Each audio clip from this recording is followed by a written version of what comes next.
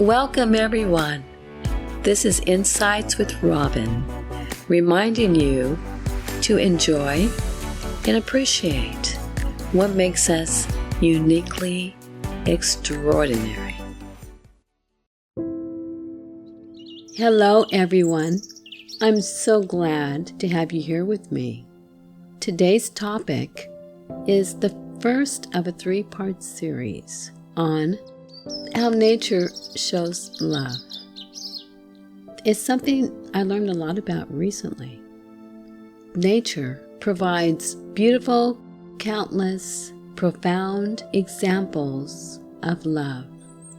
The way that they show love may be quiet, instinctual, deeply connected, offering nourishment, shelter, and protection, without expectations or judgments. I like to touch on a few examples that I think are important for us as humans to emulate in our relationship with each other. As I was looking out the window and observing the birds calling out to each other, I wondered if they were making sure that everybody was okay. A friend of mine told me a story of when he was a child. He said while the birds were feeding in the backyard, the crows would stand guard on the telephone wires. And when they saw one of the neighborhood cats coming, they would sound the alarm with loud crowing so that the birds would fly away to safety. Another example of how birds look out and care for each other, especially within families or social groups, is the way some bird species will feed and protect chicks that aren't their own. This behavior varies widely between species, but overall, many birds show complex social behaviors and a surprising capacity for cooperation and care. It is so amazing how birds interact with each other in such a loving way. What a positive example for humans to follow, by not thinking just of yourself, but by protecting and helping others, even if you don't know them. Knowing that people around you may be hungry, what better example than the birds who feed those that aren't their family when they need it the most?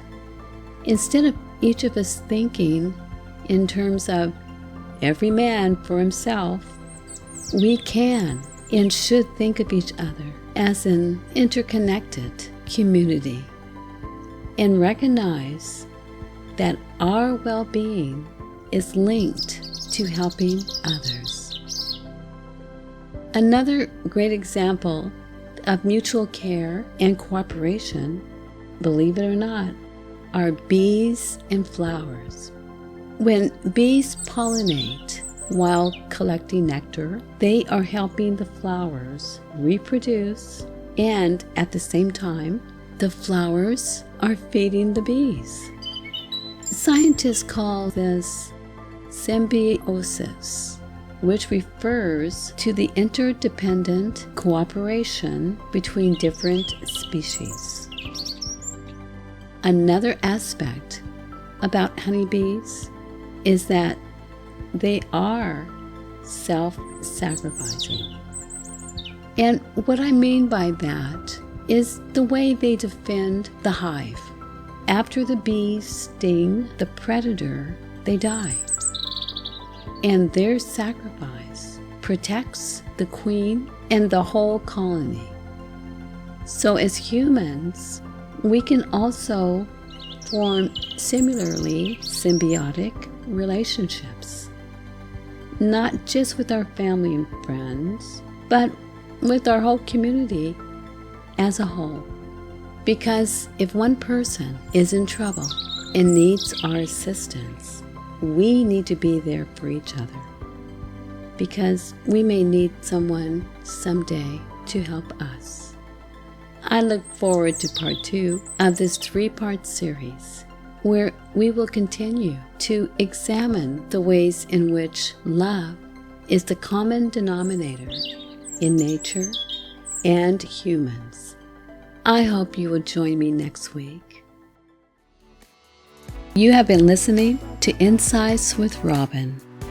What a joyful experience to share my innermost thoughts with you.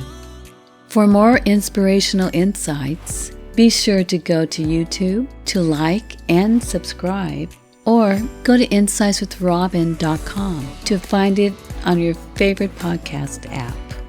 We like to give special thanks to Dave Hardenbrook, our technical engineer and editor. This is a Style Media Group production. I'm your host, Robin.